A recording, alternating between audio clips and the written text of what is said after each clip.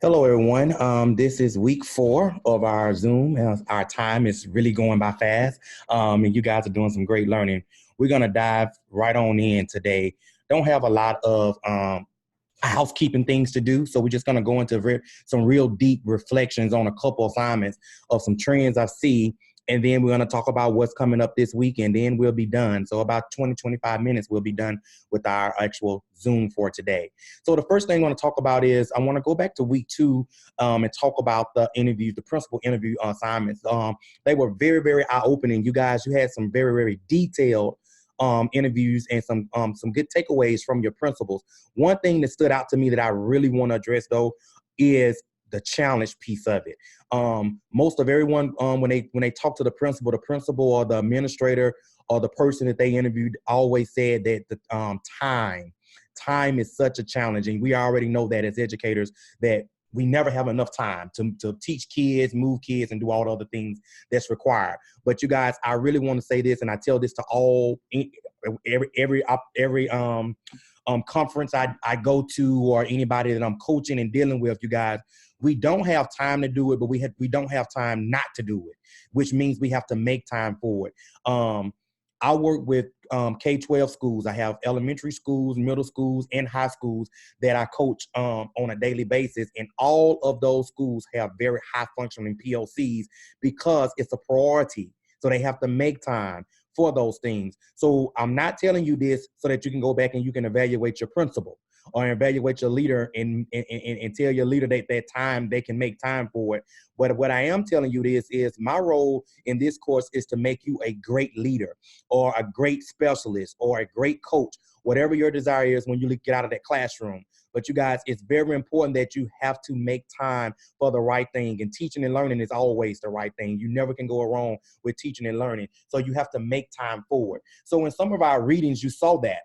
In chapter 4, it talked about making time. And I'm going to hit a little about that in just a minute. But it's very, very, very important that we make time for POC structures or structures in place where teachers can collaborate around teaching and learning. It's a challenge, but we have to be very creative when we're doing that. So keep that in your toolbox when you become administrator. Make time for it.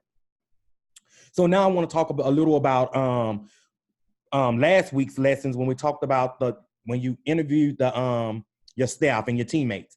And so that was kind of eye-opening for quite a people because of some things that you discovered and you said, and then you seen exactly how your campus feels about some of those things that says that should be in an effective POC. So I want to talk about some trends here too that I noticed when it came to those things. So one thing I noticed, it said that most people put that a strength of their campus was supportive conditions and structures, which means our school have the structures and support, and teachers work together, teachers collaborate. The leadership team has made time for those things to happen. But the weakness of those interviews was shared and supportive leadership and share values and vision. So what that tells me is this principal is making time, or this leader is making structures in place for you guys who are teachers to collaborate and do all those things, but they're not sharing that leadership role. They're not sharing that leadership role at all. And you guys, that's a big mistake when it comes to it. The good thing that I do like about those trends is at least they are providing you guys with opportunities as classroom teachers and people in the classroom to collaborate with your peers and to look at student work and to talk about strategies and all those kind of things. But that school will not move to its greatest potential until they begin to share some of that leadership roles and share some of that role of how we make decisions. Some of your principals are doing a wonderful job at it based on your interviews and the things you're writing about them, you guys. But as you who are moving into leadership or who are striving and to want to become into leadership, it's very important, again, to make sure that you share some of those top heavy decisions and those roles to build that leadership capacity. Now, you guys, I know in certain instances, sometimes you cannot share it because, again, if a school is a failing school and the school has been failing for some time and you have been assigned to go to this school and take over this school, you're going to have to make some tough decisions, some fast decisions. But it's very important to build those relationships and find out who are your key people on your team to still involve them in some of that process. So that you're not making all those decisions by yourself. You guys, again, I'm not telling you something that I read in a book. I'm telling you something that I know. I never wanted to be a principal because I always worked for bad principals. And I just like, I don't want to do this job. But I learned by the things they did wrong to help me be a great principal. So when I actually got my first principal assignment, I knew everything about being a principal except budget. And I didn't want to learn it. So I had an amazing secretary who can handle that part of it. And I just want to focus on teaching and learning. So I knew how to do everything around a school, anything that involves a school, staffing, observation, feedback, and I thought I could do it all by myself my first year. I just went running, putting things in place, bringing the team on board and making some decisions. But a lot of those top decisions, like the vision statement, I didn't like the school vision statement, the mission statement, I didn't like those things, and I knew exactly what I wanted it to be. So again, I was the mastermind behind it, but I had people on my team doing it. But what I'm trying to say is I tried to do every single thing by myself, and I began to get burned out in that 1 year of making all those changes. And in year 2, I completely switched my role. I gave all my leadership power to my runners on my campus, and they ran that campus for me. My thing is, I knew I had the knowledge and I was the mastermind behind it, but I let them run. I let my key people run, and they ran and ran and ran, and we grew year after year after year because I began to give over some of those responsibilities and share some of that leadership. So that's very, very, very, very, very, very important. And that now brings us up to this week, you guys, when we talk about the 5 dysfunctions of a team. And again, the book, if you read the book and you really, really looked at the content of the book, you guys, there was 5 things. And I want to talk a little through some of those things because they are very, very, very important. I haven't began to read the assignments for this week that relates around it, but I'm very interested to see which ones you guys have chosen for your teams and pick for your team. That's whether that's the team you work on, or your leadership team, or your school organization, or even your organization if you're not in a elementary or middle or high school. Some of our classmates are work on a college level, but just what do you feel are some dysfunctions of your team? And so you guys, I'm going to just talk about a couple of them. Which one starts with trust, you guys. That is that's the glue to most of all of them. It's very important, you guys, that when we're talking about trust, we're looking at it from a context where people don't have to be guarded when we come into having a meeting and we're talking about student work, or when we're talking about classroom instructions. We don't have to hold off and be guarded or protected of what we're going to say. We can be vulnerable. And creating that vulnerable environment is very, very, very tough because as we move up the ladder, as far as organizations, as far as educational advancements, you guys, it becomes competitive. So one, we don't want our peers to look at us like we don't understand something, or we don't know something, or we're not doing something the right way. So we have to build those times and provide those opportunities. And the book gives you a lot of suggestions in the back of the book that you were supposed to read on how to make these things happen. But it's very important that we provide and make opportunities that teachers, leaders are vulnerable. So when we come to a PLC, I'm not going to be judged. If I'm looking at my student work and I got 60% low this week, I'm not going to be judged by that and saying, oh, you're not a good teacher, you messed up something. I'm going to be supported on things that I can do and ways that we can improve this. So creating that vulnerability, you guys, really, really is the anchor for all the rest of these other 4 dysfunctions. And when we don't create it, you guys, when we don't build that trust, we really, really, really, really are heading downhill, to be honest, because we're never going to have authentic conversations because someone's going to always bite their tongue, hold their thoughts, and we're going to be spinning the cycle over and over and over because nobody want to address the elephant in the room. And so it's very important that we begin to build that as you go into leaders and become a leader, that you really, really, really look at how can I build trust on this team? Because you're going to want people to be honest with you. Even as the leader, you want to be open-minded so people can give you feedback and grow in the process. And so then we're going to talk about 2 that even today, my leaders, they run from is the conflict and accountability. They avoid accountability. So I want to go a little talk about the conflict. You guys, when there's no trust, I don't want to, conflict will never be addressed or solved in any organization on a team. It will never happen because there's no trust. So therefore, conflict, again, is going to be biting your tongue, guarding what you say because you don't want to hurt anybody's feelings, and feelings become heavily involved. And so one thing, even as a new administrator, we have to learn because one, when we go into new administrator roles, you guys, a lot of times we're going in where the culture has already been established. already been established. And a lot of times it's not good culture. It's culture that needs to be shifted and changed. So as an AP, when I'm thinking from an AP role, as an AP, we have to be very careful how we go in because we can't overstep the principle, number one. And number two, we have to be very careful of building relationships with people. So therefore, I want to make sure that I don't hurt nobody's feelings. So that feeling words come in. You guys, feelings can kill an organization. Feelings can kill a school. It can take that school from a from a B to a D in a matter of a year if I'm caught up in feelings. Relationships are very important, but as leaders, we have to understand relationships, and we have to understand what you're required to do as far as accountability and work. I can have a relationship with you, but I still can hold you accountable at the end of the day when it comes to it by being clear and concise on expectations. So those are two that really, really, really new leaders have a problem with. It's the conflict, fear of conflict, addressing, and I call them tough talks, having those tough talks when you should have those tough talks when you're not seeing what you're supposed to be seeing, and then holding people accountable. And when I'm thinking about holding people accountable, you guys, I'm talking about it also in a grade level way as well. So even if I got two people on my team, and that's a team of three, if one of those persons on that team is slacking and not planning and not moving kids, it's your job to call that out. If you are meeting every week, it's your job to call that out. It's a way to do it. So you don't have to be mean and rude when you do it, but it's a way to call it out, saying, you guys, we're not moving kids, and this is what the data and this is what the evidence, the student work is saying. But you have to bring that to attention. And that's a lot of times that you don't see on grade level teams, on leadership teams. People don't call out when someone is underperforming, and that's why it continues to become a cycle, and it goes on and on and on and on. Schools who are moving, I bet you I can walk through, and this is going to be one of their top ones as not a dysfunction, is accountability, because they hold people accountable. It's very important that you understand that. You don't have to be the warden and have your whip out every single day, but it's very important that you are holding people accountable for moving, for teaching children and moving kids. And then also number 5, you guys, is the results. Inattention to results. A lot of times we do stuff by going through the motion.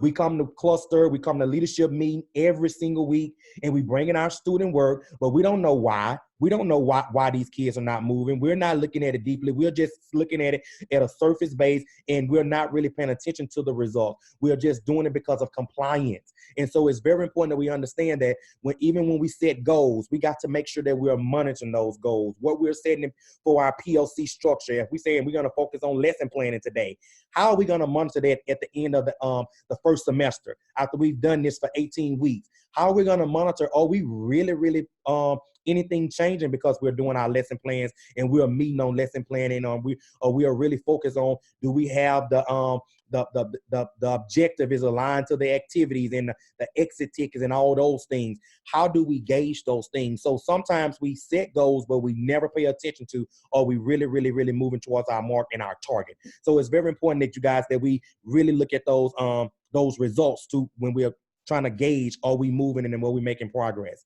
And so I just really want to touch bases on those 5 dysfunctions, but especially the trust one, because trust is the anchor. If you don't have those relationships, chapter 4 in our book talk about that too.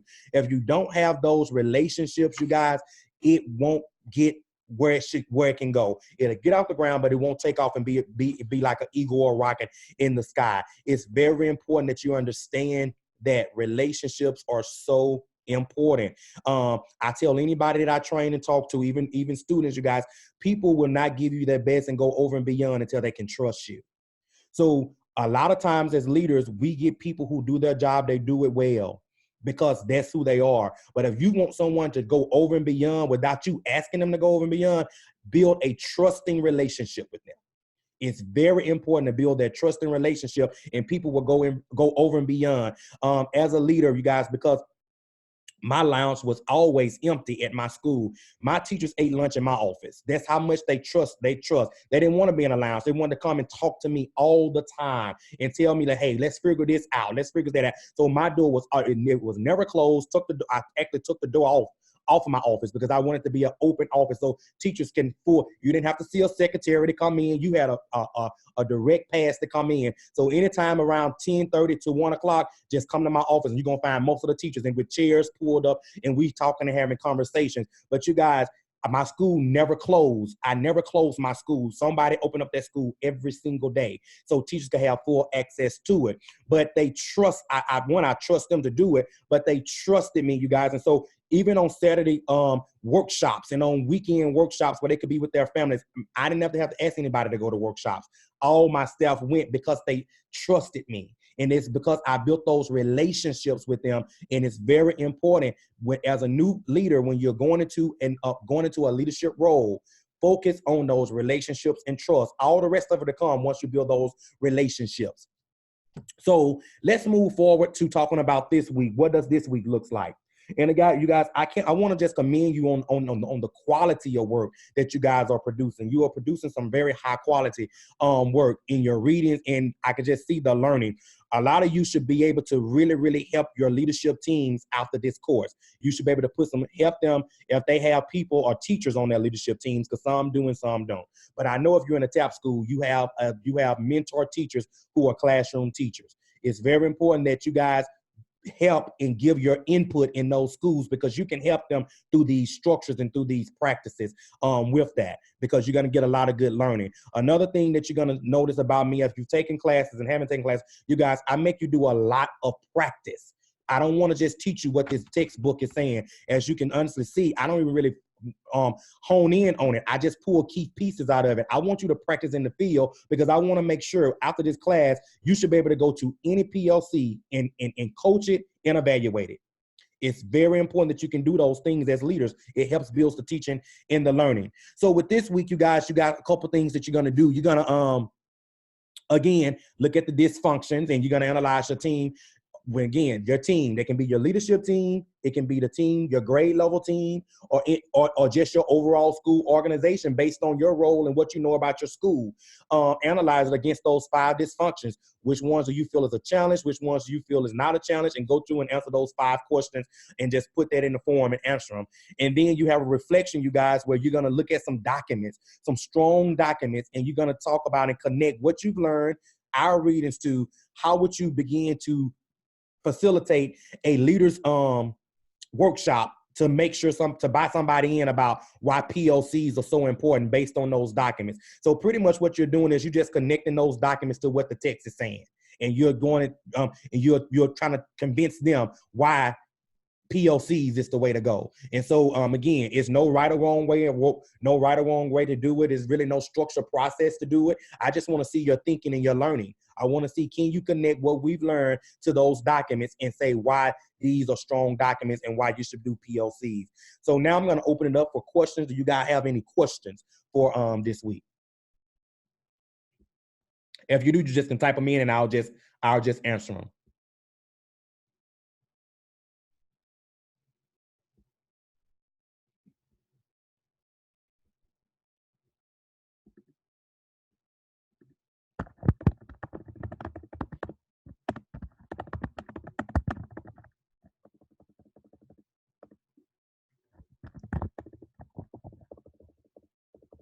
Okay, you can type it in.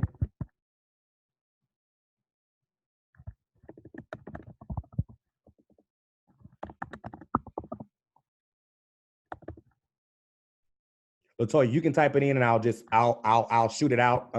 If it's a question for everybody. If it's a private question, just send it to me and I'll answer it.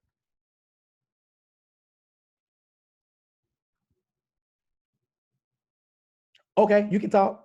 They should be able to hear you. Let me take you off mute. All right, you good. Okay. Wait, can you hear me? Oh yeah, I can hear you good. Okay, so I usually don't talk on here, so I'm just kind of getting like affiliated with how things work. So this is actually my first time. But as I was doing the assignments, I noticed that like when I was looking at the forum and reading other people's forum, I noticed that like some of the situations I thought that they could fit under other dysfunctions. So they weren't just limited to one dysfunction. It was like they could fit under like the I I forgot what I need my paper in front of me. But Trust. they actually go into different categories of the 5 dysfunctions. Is that possible? Yes, it's highly possible.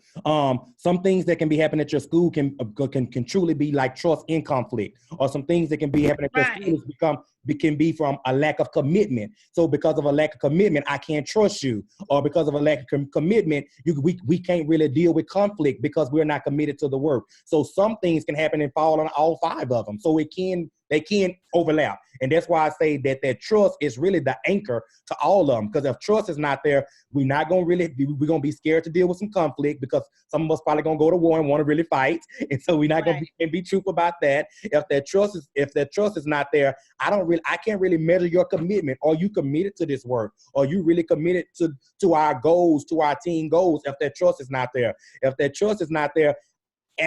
I really can't hold you accountable, because I don't know, can I trust you? And if that trust is not there, it's going to be a lot of times where you're not going to really be able to look at those results and really see impact from results, because of the trust.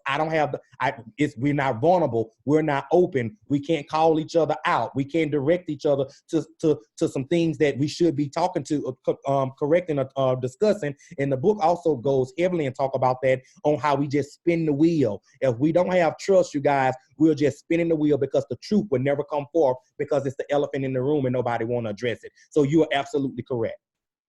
So I feel like trust will be like the main component to build upon the other 5 dysfunctions, or to make those stronger. First, you have to develop the trust in those relationships with your staff. Yes, absolutely. Once that happens, all of these things, if I got a relationship with you, I can come to you and say, now, Latoya, you know that was not the right way to teach that. We got to work on that. But if I don't have a relationship with you, you're going to be very offended if a teacher walk in your room and tell you that, or if a leader comes in your room and tell you that, and tell you in that manner. So that trust is so important, but it goes with building those relationships, truly building those relationships. I like the idea that you stated that, like, when you build that trust, you do go above and beyond for your leader or your administration at the school, because I kind of feel like that in my school. Like, I know, like, I have the leeway to just probably, goof off in my room or whatever I want to do, but I know that I want to please my leader. So I want to do everything it is that I need to do to be pleasing towards her, because I know that we have that relationship. So it's kind of like she's almost like a friend to me. I don't want to let my friend down. Right. That is so true, you guys. So look, this makes me excited, so I can stay on this thing all day with this kind of talk, because that is so true. When people trust you, or when you trust people, and I'm just gonna go with their role and your role, you guys, you'll do any and everything for them to be successful, because you know you don't want to let them down, number one. But again, the vision of it's all one team, one goal. So if you need somebody to go to a workshop to support our school, I'm going to go. If you need us to do this extra, I'm going to do this. Like I'm telling you guys, I was a principal for 4 years and my school never closed. If I rode by my school any day, Monday, Tuesday, Wednesday, Thursday, Friday, Saturday, or Sunday, it was going to always be at least one car in that parking lot, because they knew that, hey, if anybody got my back, my principal got my back. He's going to support me in everything that I do. And we have good relationships. So therefore, I don't mind going to work on Saturday. I don't mind going to work on Sunday. My teachers were very spoiled, you guys, but I promise you, they was the hardest working people ever, because I pushed them and I held them accountable, but I made rooms for no excuses either. That's one reason why I open the school every day, because on Monday, you need to be prepared to teach children. So you have Saturdays. If you want to go home in your room a mess on Friday because they done wore you out, just come back up on Sunday, Saturday or Sunday and get ready for the teach kids. But I was a principle of no excuses. You could not give me excuses. And so again, it was because I built relationships first. And that's why I could do all the rest of these things. I wasn't afraid to have those tough conversations with them. I wasn't afraid to hold them accountable. I wasn't afraid to call them out. And I wasn't afraid to make sure that, hey, these are your results. You taught these kids and you taught them, and this is what you produce. I wasn't afraid to put their eyes on the results, because of trust and relationships. So that is, Latoya, you made a powerful statement when you said that. That is so true. Thank you. All right, you guys, we have some, one more thing here. Let me see what somebody said. It's been very open to see all the discussions and the various school dynamics with everyone in the class. For an example, there are many clashing personalities, and members always go to administrators with issues instead of going to the team members. Do you think it would be more than just absence of trust, or in other words, such a fear of conflict? And again, I think we just kind of answered with that conversation about how because there's no trust, I don't want to call my teammate out. I'll go to the principal and say, you know what, she ain't performing, or because I have trust. So I'm gonna go to that person where I have trust at. And so that's why it's so important, even if I'm working on a team. And I like reading those posts, because a lot of you are working on some very strong teams where you are working with with a team where you really trust, where trust is really there. So you guys can have those conversations and have those discussions. And again, I think I put a couple people and told them, I bet your team in your school is very high functioning when it comes to certain things, because you guys trust each other to that level and to do those things. So it's very, very important. You guys, if you don't take anything away from this class, those 5 dysfunctions will control, as a leader, will really, really, really, really help you out by really fully understanding them and really, really being a mastermind behind them. And the thing about it, the mastermind behind them is, again, you guys, trust.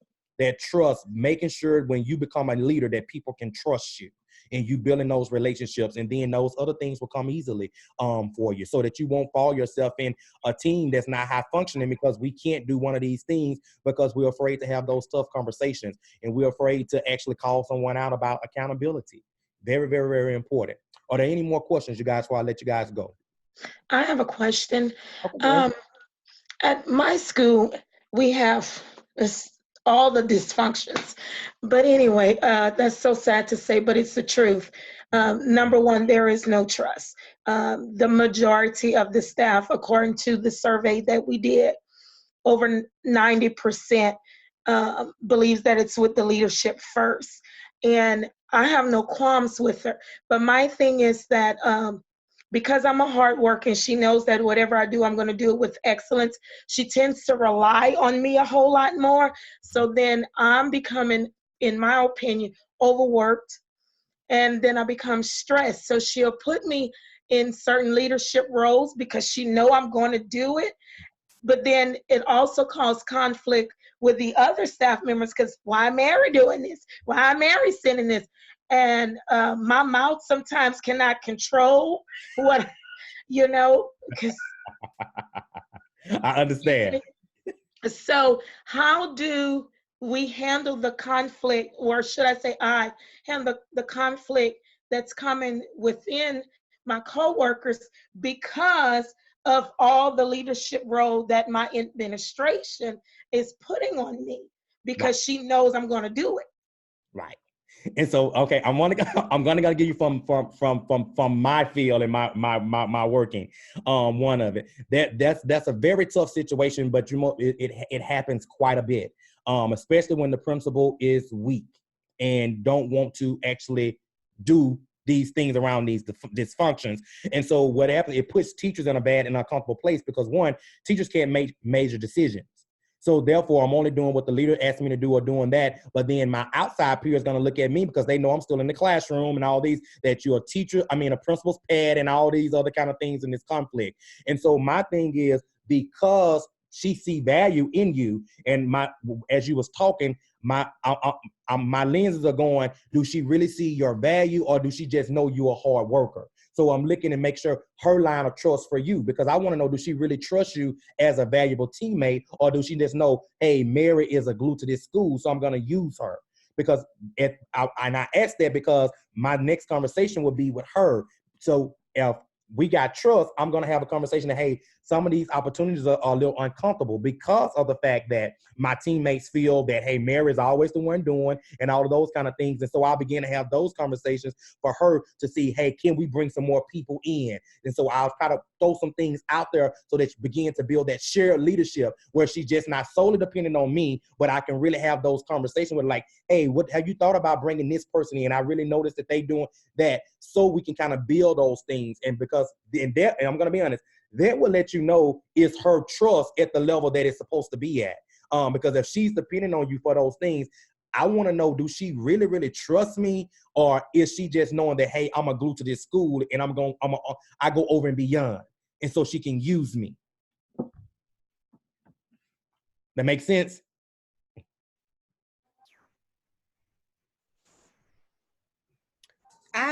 I want to say that I was listening to Miss Mary's situation, and I want to say that kind of reminds me like of in the classroom, like when you put your students together with groups, and sometimes teachers, I don't think they realize that sometimes you might overwork that one smart kid or those two smart kids by having them help those lower kids when really you don't realize it. So it makes you think as a teacher, like, am I really valuing my students? Because while I'm overworking them, I can be pushing them to the next level instead of just overworking them with the lower kids that's in the classroom.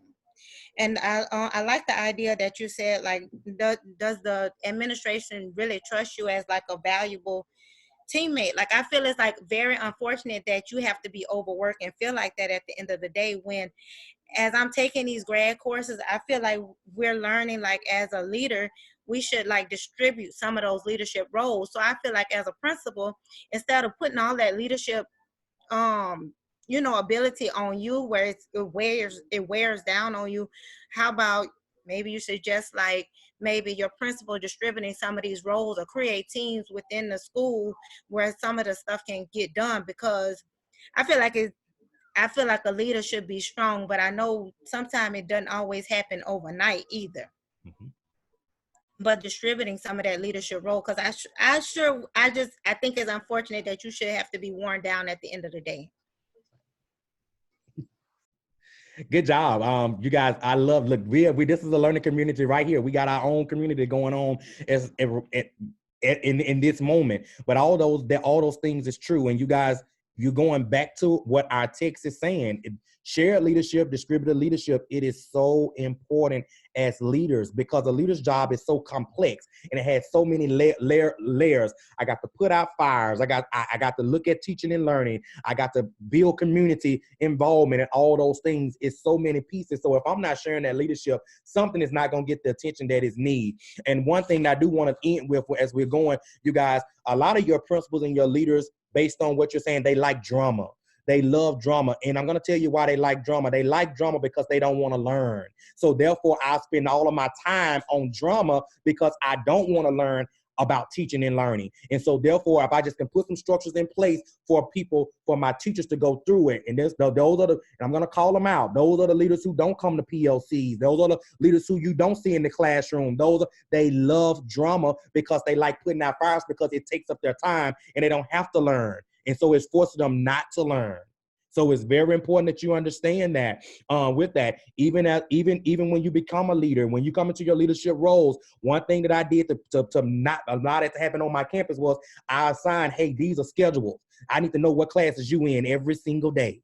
I need you to come back and we need to report every single day. I need you to go to this PLC this week. So I put those schedules in place so I can make sure that, hey, we're learning. My thing is from 8:30 to 10:30 at my school, do not call no leader on a walkie-talkie or intercom unless somebody is bleeding, it's a fire, or we about to die. We are in classrooms. I made sure that, because if you don't block off those times with those schedules, you guys, you will never get into those classrooms. You will never, ever see what teaching and learning is going on. You will never get into those PLCs. So it's very important that we do those kind of things. But again, a lot of principals run for that stuff because they don't want to learn. A lot of administrators, they don't want to learn. And with this Tier 1 curriculum that we have out with these Common Core standards, you guys, leaders are no longer strictly managers and supervisors. They have to be instructional leaders. If you want to grow your school and you want to grow teachers, you have to know instruction. So you have to learn. So it's very important that you understand that and you take that away. What I'm doing, I'm building you as leaders. I'm not saying you go back and you evaluate your leaders. I'm building you as strong leaders so that you can run a school and you guys, you can change any situation. Trust me, if you apply these things, you can change any school, whatever condition that school is in. Whether that school is an A school, you can sustain that school as being an A school by putting some of these things in place. And if that school is an F school, by putting these things in place, you can grow it quickly. It will grow quickly because of the structures. You guys, we got about 30 seconds left, and I would love to stay on this call because I just like this kind of conversation, but it's been real. We're going to start back up on next week, week 5. And again, let's end with our quote, excuses. Repeat after me, excuses. Excuses are tools of the incompetent. They are used to build monuments of nothingness. Those who specialize in their uses are seldom capable of doing anything